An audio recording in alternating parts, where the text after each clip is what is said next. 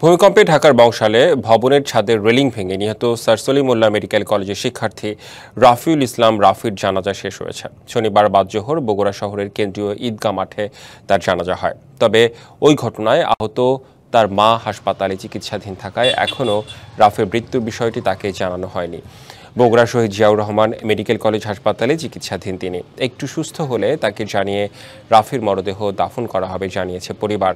এদিকে রাফির মরদেহ বগুড়ার গ্রামের বাড়িতে পৌঁছানোর পর সেখানে এক হৃদয় বিদারক পরিস্থিতির সৃষ্টি হয়। কান্নায় ভেঙে পড়েন তার স্বজনেরা। শুক্রবারের ভূমিকম্পে পুরান ঢাকার বংশালে ছাদের রেলিং ভেঙে পড়ে মারা যান রাফি, আহত হন তার মা।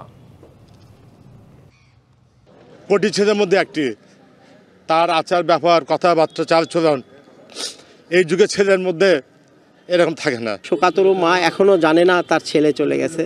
সে এখন বগুড়া মেডিকেলের শহীদ জিয়াউর রহমান মেডিকেলের ৫ম তলায় ৫১১ নম্বর ক্যাবিনে তাকে ভর্তি করে রেখে আসলাম।